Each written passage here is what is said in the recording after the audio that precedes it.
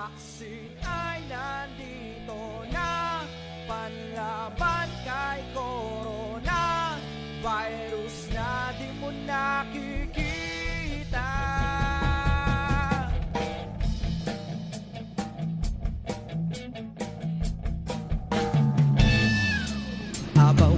Isang malusog at COVID-free na araw mga Mimaropans, muli na naman po tayong sumasahing patawid upang magbigay ng mga napapanahong balitang pangkalusugan.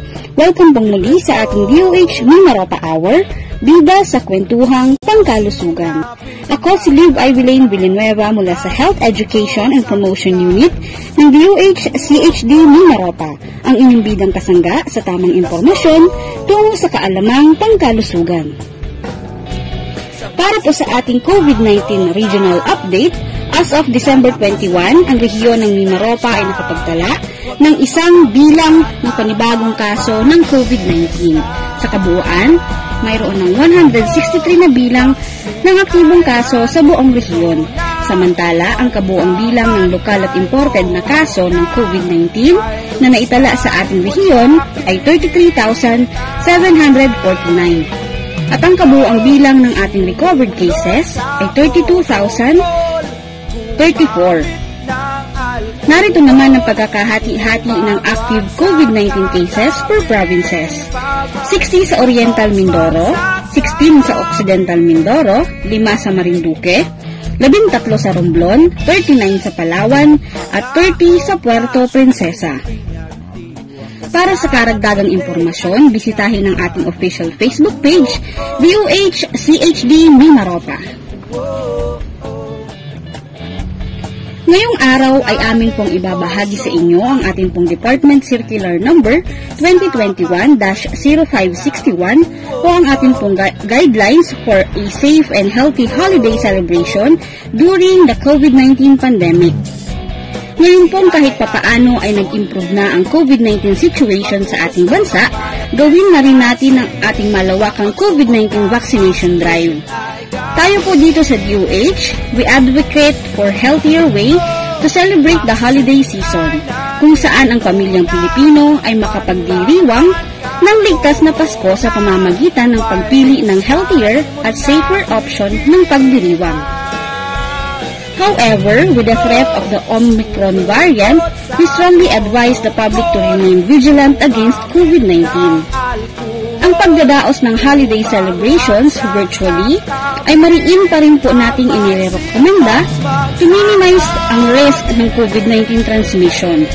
Para naman sa mga magsasagawa ng face-to-face gatherings, everyone is encouraged to strictly follow our minimum public health standards. At ito po ay ang mga sumusunod. Una ay ang bakuna.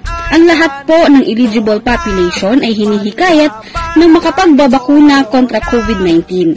Para naman po sa mga nakakuha na ng kanilang first dose ng bakuna, kumpletuhin po natin ito at bumalik sa ating mga vaccination site kapag schedule nyo na ng inyong second dose. Tanging mga fully vaccinated individuals po lamang ang maaaring dumalo sa mga indoor gatherings. Bagaman ang mga ito ay hindi pa bakunado, ay maaari rin namang dumalo sa mga outdoor activities. Mas mainam pa rin po na tayo ay bakunado para ligtas po nating maipagdiwang ang Kapaskuhan.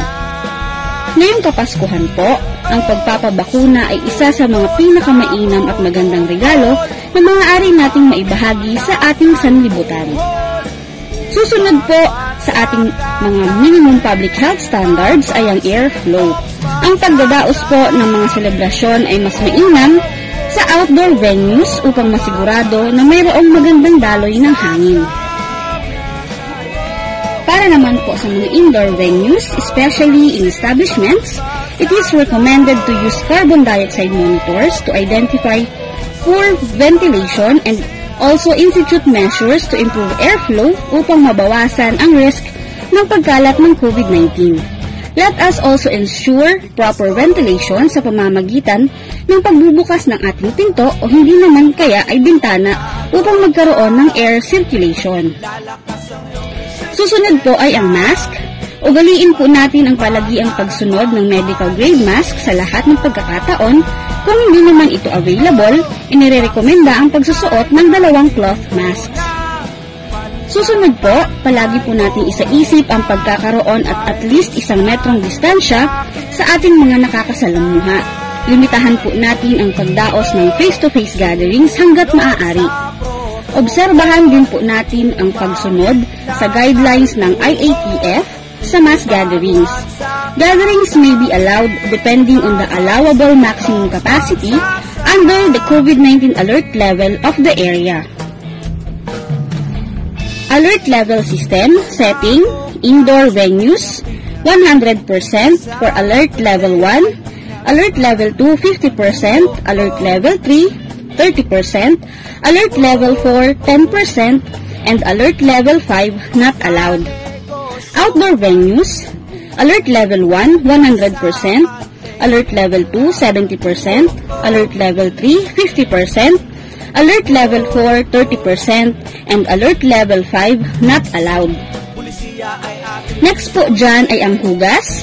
Ugaliin po natin ang palagiang paghuhugas ng kamay gamit ang malinis na tubig at sabon, o hindi naman ay ang paggamit ng alcohol-based sanitizers bago at matapos kumain at bago hawakan ang mga bagay, kung anong bagay at bahagi ng ating mukha. Hanggat maaari, siguraduhin na mayroong hand washing stations o hand sanitizers around the area, lalong-lalo na po ang mga ating mga high-touch areas tulad na lamang ng mga pinto na madalas hawakan ng nakararami. Isang mabuting balita para sa ating mga Mimaropans. Kami po dito sa DOH-CHD Mimaropa ay lubos na nagpapasalamat sa mga nakiisa sa pagbabakunang ginanap sa National Vaccination Days simula ika-30 araw ng Nobyembre hanggang December 1 dahil po ang atin pong pinagsama-samang lakas at pagbabayanihan ang rehiyon po ng Mimaropa ay isa sa nagkamit ng mataas na vaccine accomplishment ginanap na bayanihan bakunahan. As of December 20, 2021, ang rehiyon po ng Mimaropa ay may total ng 21,675 jobs sa National Vaccination Days Part 2. Ang probinsya ng Marinduque ay nagkaroon o nakapagtala ng total of 11,861 jobs out of 13,389 target ng babakunahan. Mimaropans, ipagdiwang natin ang ligtas, malakas at protektado ang Kapaskuhan. Isang bayan nating labanan ang COVID-19 sa ikalawang yugto ng Bayanihan Bakunahan. Nitong nagdaang mga araw, ang ilang lugar sa ating bansa ay sinalanta ng bagyong Odette. Kami po dito sa DOH-CHD Mimaropa ay kaisa ng ating kapwa Pilipino sa pagbangon mula sa sakunang ito. At sa tuwing sasapit ang panahon ng tag-ulan, isa sa mga sakit na madalas dumapo sa mga tao ay ang sakit ng leptospirosis. At ngayong araw, atin pong sabay-sabay na alamin kung ano nga ba ito, saan nakukuha at paano naiiwasan. Ano ang leptospirosis? Ang sakit na leptospirosis ay isang sakit na nakukuha sa Leptospira, bakterya na kadalasang nakukuha sa ihi ng daga at iba pang hayop katulad ng kabayo, kambing, aso, baboy at iba pang hayop. Kadalasang humahalo sa baha o putik ang ihi ng mga nasabing hayop. Ito ay pumapasok sa sugat, bitak ng balat, mata, bibig o ilong ng isang tao kapag lulusong sa tubig baha o putik nang walang anumang proteksyon. Ngayong alam na natin kung ano ang leptospirosis, alamin naman natin kung ano-ano ang mga sintomas nito. Ang taong may leptospirosis ay maaaring makaramdam ng lagnat, pananakit ng kalamnan, pagtatae, ang ilan ay maaari ring makaranas ng pamumula ng mata, panginginig, sakit ng ulo, at pantal. Kung hindi maagapan ang leptospirosis ay maaaring humantong sa paghihirap sa paghinga, pinsala sa atay, o hindi naman kaya ay pagkamatay. Ang sakit na leptospirosis ay lubhang mapanganib kung kaya't ugaliin natin na gawin ang mga sumusunod upang manatiling ligtas sa mapanganib na sakit na ito. Ugaliin ang wastong paraan ng pagtatapon ng basura sapagkat ang mga daga na maaaring magdulot ng leptospirosis ay kadalasang nanirahan sa mga maruruming lugar. Iwasan ang paglusong o paglangoy sa tubig baha, lalong-lalo na kung ikaw ay may sugat dahil maaari itong maging dahilan ng Leptospira bacteria. Kung ang paglusong naman sa baha ay hindi may iwasan, siguraduhin na ikaw ay protektado, gumamit ng bota, lalong-lalo na kung ikaw ay may sugat sa paa. Matapos lumusong sa baha, siguraduhin hugasan ang mga paa at binti gamit ang malinis na tubig at sabon. Upang maging protektado sa leptospirosis at anumang sakit, ugaliin ang pagpapanatili ng kalinisan sa bahay at ayusin ang mga lugar kung saan maaaring mamahay ang mga daga. Kung mayroon namang mga daga sa bahay, gumamit ng rat traps o lason para sila ay mapuksa. Kung nakararanas ng sintomas at palagay ninyo kayo ay maaaring may leptospirosis, narito ang paunang lunas na dapat gawin. Ang agarang pagtukoy at pagbibigay ng agarang atensyong medikal sa loob ng 2 araw, simula na magkaroon ng sintomas ay nakatutulong sa pag-iwas ng mga posibleng komplikasyon. Sundin ang inyong doktor at uminom ng mga antibiotics sa inyo ay inireseta.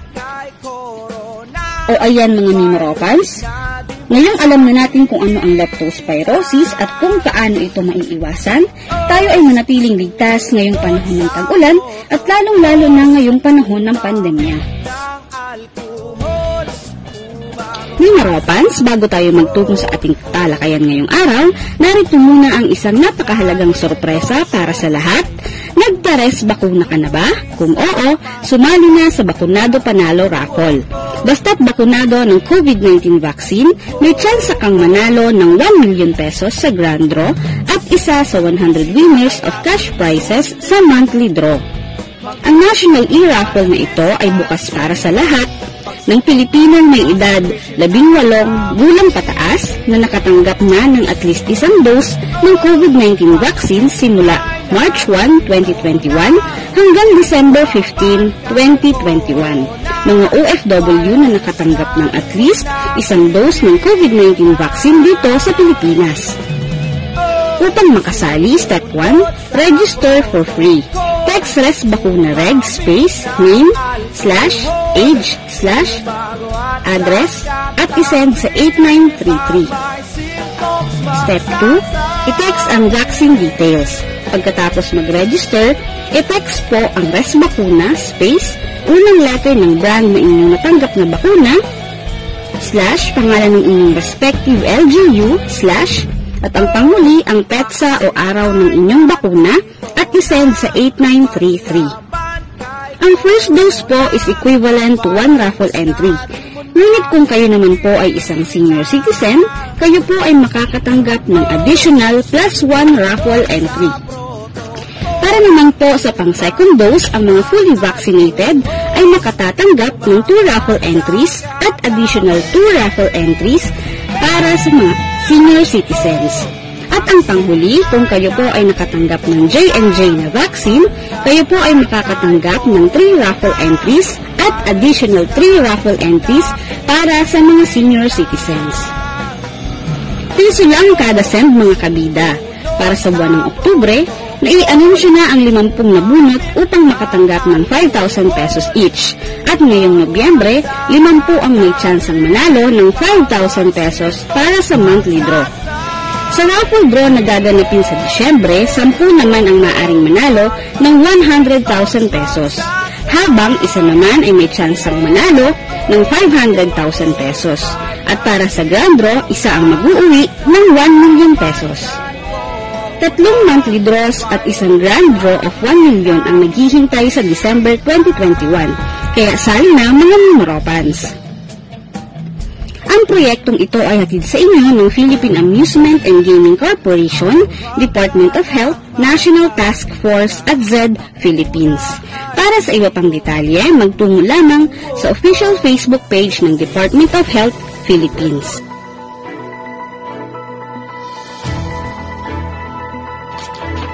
Isang mabuting balita para sa ating mga Mimaropans, kami po rito sa DOH-CHD Mimaropa ay lubos na nagpapasalamat sa mga nakiisa sa pagbabakuna na ginanap noong National Vaccination Days simula ika-30 araw ng Nobyembre hanggang Disyembre 1. Dahil po sa ating pinagsama-samang lakas at pagbabayanihan, ang rehiyon po ng Mimaropa ay ika-4 sa nagamit ng mataas na vaccine accomplishment na ginanap noong Bayanihan Bakunahan. As of December 9, 2021, ang rehiyon po ng Mimaropa ay mayroon ng total of 260,568 jobs sa National Vaccination Days. Ang probinsya po ng Marinduque ay nakapagtala ng total of 11,216 jobs out of 12,000 target ng nabakunahan. Total jobs per municipality: Buwak 3,825, Buena Vista 742, Gasan 754, Mogpog 1,343, Santa Cruz 3,635 at Torrijos 1,667.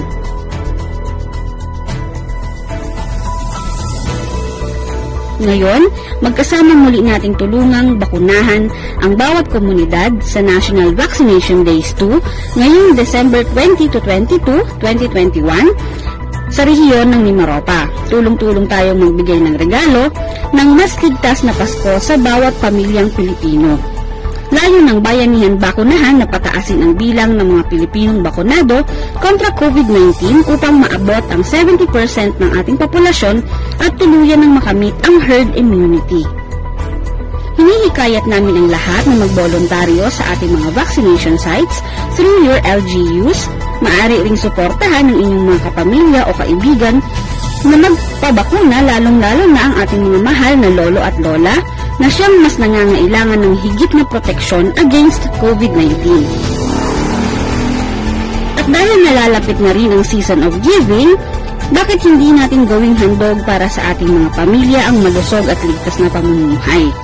Sa tulong ng pagbabakuna, may pagdiriwang natin ang Pasko kasama ang ating mga mahal sa buhay.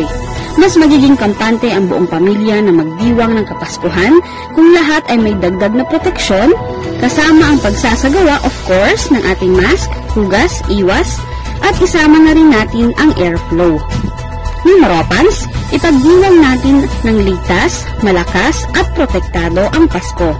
Isang bayan nating labanan ang COVID-19 sa ikalawang yugto ng Bayanihan Bakunahan. Mga Mimaropans, ngayong panahon ng pandemya, iwasan ang scary sa regalo.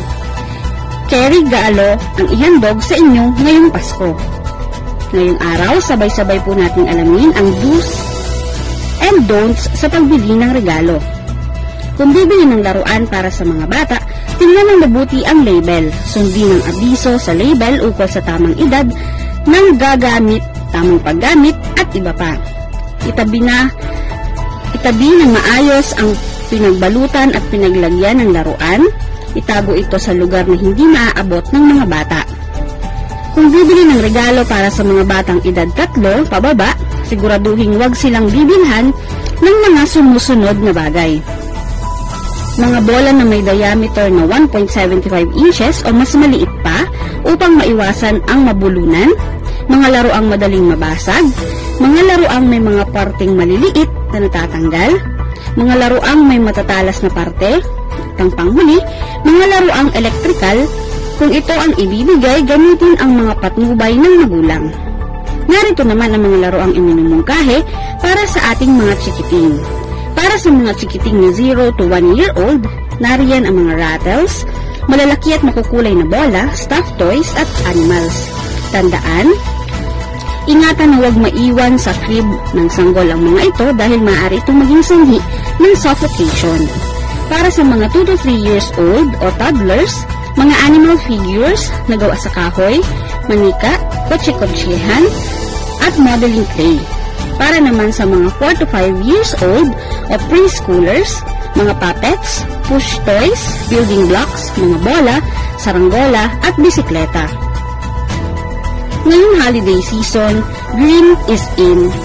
Sa ligtas na regalo, alam niyo na, ngayon ang ligtas na regalo na makatutulong sa ating kalikasan. Una, umiwas sa kontrabida. Magbigay ng mga handmade at homemade na mga gamit o pagkain para sa personal na regalo mo. Maximize utility, Siguraduhin magagamit ng maraming beses ang regalong ibibigay. Mas mainam ang mga bagay na consumable tulad ng pagkain o inumin, lalo na kung nasa reusable na lalagayan ito. Go zero waste. I-reuse ang mga pambalot sa iririgalo mo o kaya ay gumamit ng reusable na mga lalagyan. Go digital. Ang mga regalo ay pwedeng ibigay online tulad ng mga e-wallet o mga service subscription ay mainam para maiwasan ang kontrabida. Maging malikhain, gumawa ng mga tula, kanta o mga personal na mensahe at ipadala ito online.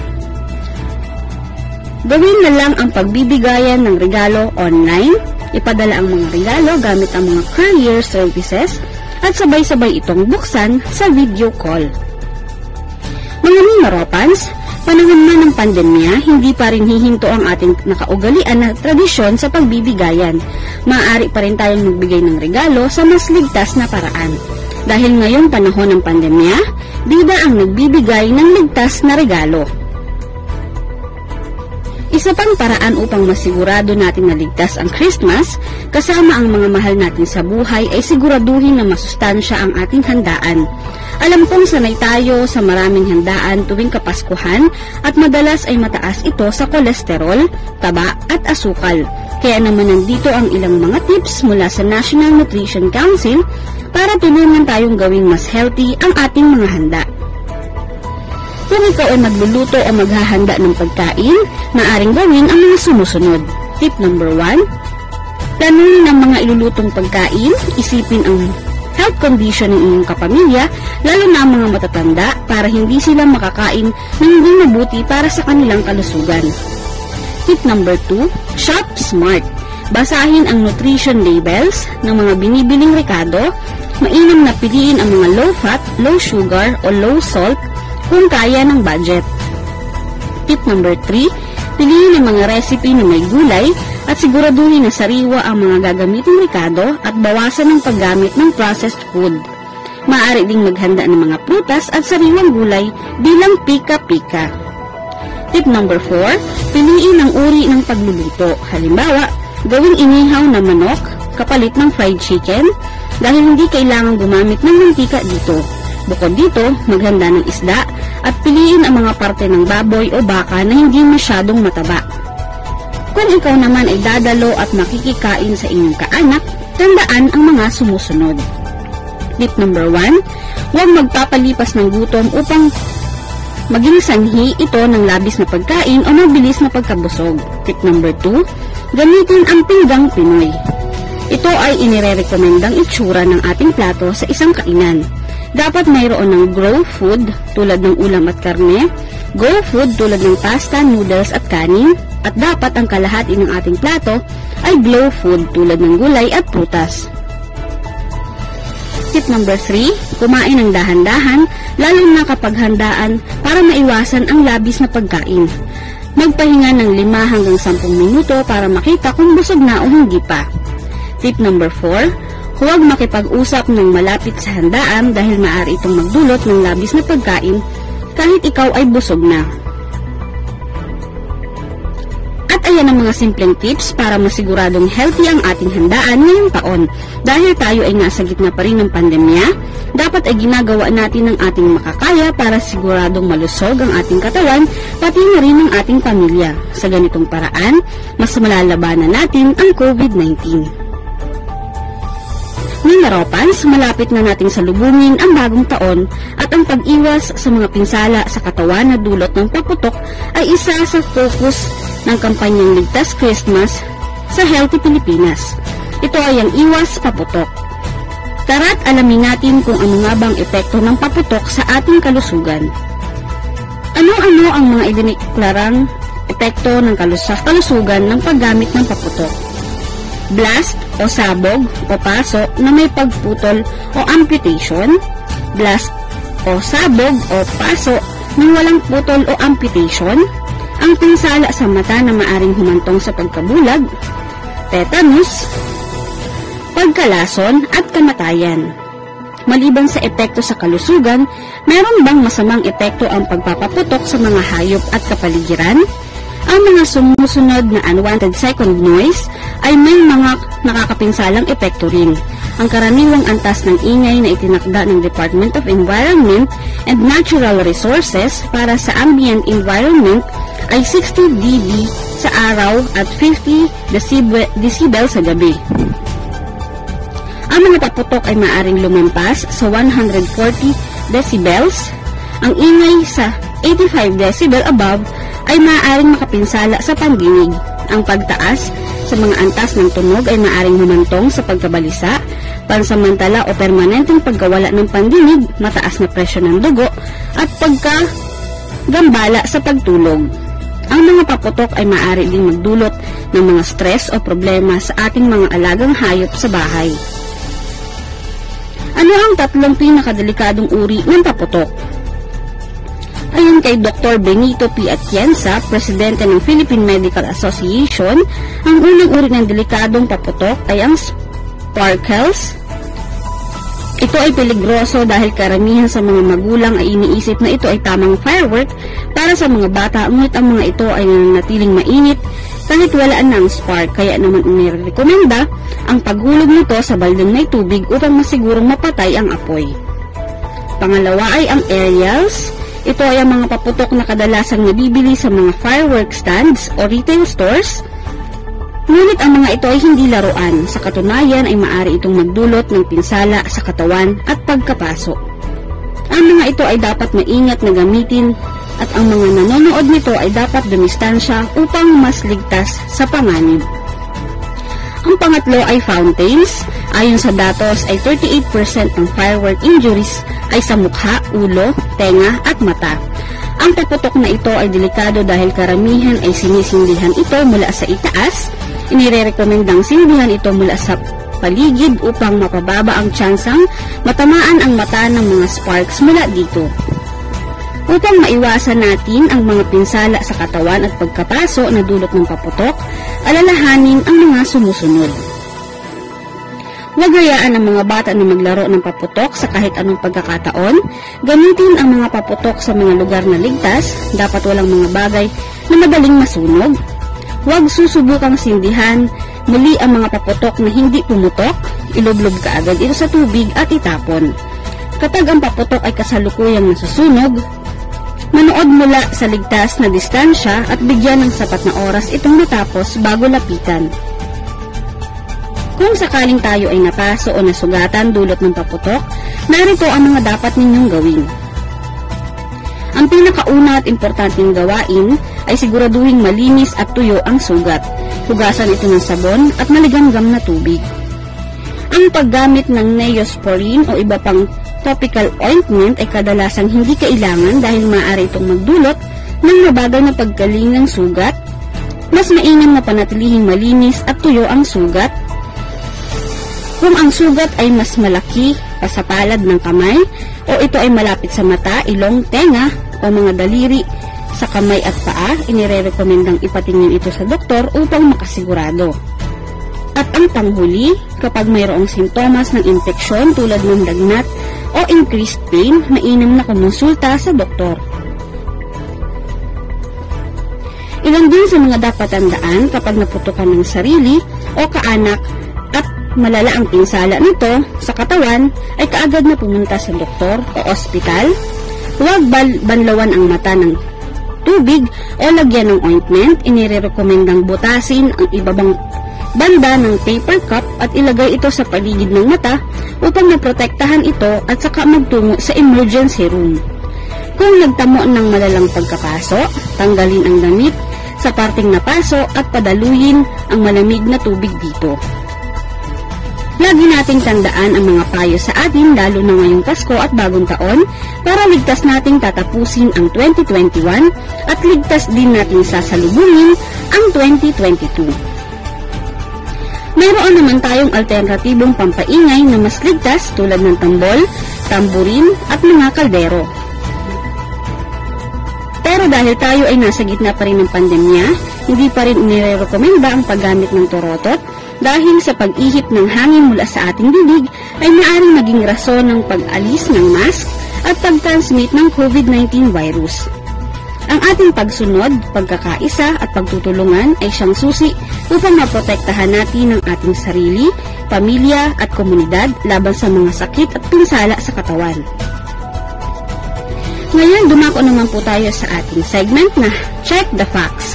Sa punto pong ito, atin pong tatalakay ng mga fake news na kumakalat ukol sa COVID-19 at atin po itong papabulaanan. Dahil sa panahon ng pandemya, hindi lamang COVID-19 ang ating dapat iwasan, kundi maging ang mga infodemic o ang pagkalat ng fake news, dahil bida ang may alam ng tamang impormasyon. Para sa ating Check the Facts, ukol sa kumakalat na video tungkol sa PCR test ni Maropans, narito ang facts. Ang polymerase chain reaction ay ginagamit upang ma-detect ang genetic material ng COVID-19 virus. Ang resulta ng test ay kinakailangan ng masusi na maiugnay batay sa sintomas ng isang pasyente upang tiyak na ma-diagnose ang COVID-19. Ang mga health workers at mga laboratorio sa Pilipinas ay nagsanay sa tamang pagsagawa ng PCR test upang matiyak ang kalidad ng resulta nito. Bilang kasangga ng mga bida, ugaliin natin na alamin ang tamang impormasyon mula sa mga lehitimo at may kredibilidad na sources. Ugaliin nating mag-fact check, #ResBakuna, kasangga ng mga bida, sama-sama tayo sa Bida Vaccination. Ngayong unti-unti nang nagbubukas sa ekonomiya, kailangan pa rin ng iba yung pag-iingat laban sa COVID-19. Ayon sa mga eksperto, kailangang iwasan ang 3 C na ito upang mapigilan ng outbreak ng kaso ng COVID-19. Closed spaces o mga lugar na sarado at walang maayos na daloy ng hangin, crowded places o lugar na maraming tao sa paligid, at close contact settings kung saan kailangan ng malapitang interaksyon sa ibang tao. Mas mataas ang panganib na magkaroon ng hawahan ng COVID-19 kung ang 3 ito ay present sa inyong gawain. Piliin maging ligtas sa COVID-19 sa lahat ng bagay na gagawin. Umiwas sa 3 Cs, closed spaces, crowded places, at closed contact settings. Kung ikaw naman ay nakararanas ng mga sintomas ng COVID-19, tulad ng sipon, ubo, lagnat, at iba pa, huwag nang hayaang lumala at kumalat pa ang sakit, agad na mag-isolate at makipag-ugnayan sa inyong doktor o kaya ay tumawag sa inyong barangay Health Emergency Response Team para sa tamang atensyong medikal. Alamin ang hotlines ng inyong LGU na maaari ninyong tawagan kung sakaling kayo ay mangangailangan ng tulong medikal. Sa unang sintomas ng COVID-19, mag-isolate at agad na makipag-ugnayan sa inyong mga be-hurt. At kung ikaw naman ay nangangambang lumabas para magpa-check up, huwag mag-alala. Kung hindi emergency ang pakay sa ospital, kumonsulta online. Makipag-ugnayan sa inyong doktor o sa ospital kung mayroon silang telemedicine services at para mabawasan ang maaring maging exposure sa COVID-19. Maaari din pumunta sa website ng Department of Health sa www.doh.gov.ph at i-click ang telemedicine button sa kanang bahagi ng website. Sa patuloy na pagtaas ng kaso ng COVID-19, may magagawa ka. Itong nagdaang linggo ang inyong pong DOH Center for Health Development ng Maropa ay patuloy na nagpapaalaala sa lahat na ang bawat isa ay may gampanin sa laban natin sa pandemyang ito. Labis po namin hinihingi ang pakikiisa ng lahat sa pamamagitan ng una, stay at home, manatili sa inyong mga tahanan at iwasan muna ang mga non-essential travel. Pangalawa, mask at home when not alone. Ang lahat ay hinihikayat na magsuot ng face mask sa lahat ng pagkakataon sa alinmang lugar, maging sa inyong mga tahanan, lalong-lalo na kung kayo ay kasama na kabilang sa vulnerable population. Ikatlo, ensure adequate air circulation. Mahalaga na ang isang tahanan ay may mabuting daloy ng hangin, kung kaya't kung maaari buksan ang inyong mga bintana upang magkaroon ng increased air flow. Ika-4, seek immediate consultation. Kung nakararanas ng alinmang sintomas ng COVID-19, kayo ay makipag-ugnayan sa inyong mga barangay health emergency response teams para sa angkop na management, referral for testing at isolation. Panghuli, go to isolation facilities instead of hospitals. Ang mga individual na nakararanas ng banayad na sintomas ay maaaring manatili sa mga designated quarantine o isolation facilities sa inyong lugar.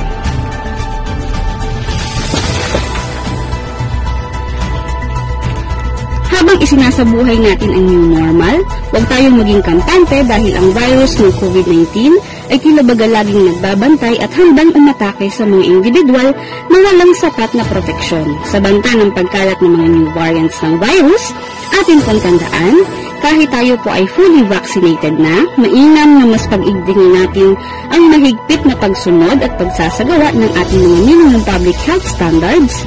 Hindi lamang ang inyong sarili ang inyong pinoproteksyonan, kundi pati ang miyembro ng inyong pamilya at buong komunidad. Tandaan ngayong panahon ng pandemya, together we can be the solution plus sa COVID-19. Alamin at isagawa lamang ang bida.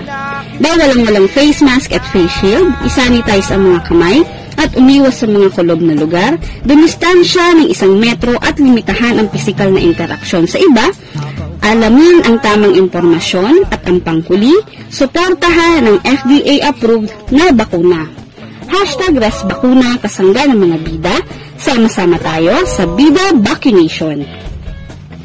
Sa pagsasagawa ng ating mga minimum public health standards, ay ginagawa mo ang iyong parte sa pagsugpo ng pandemyang ito.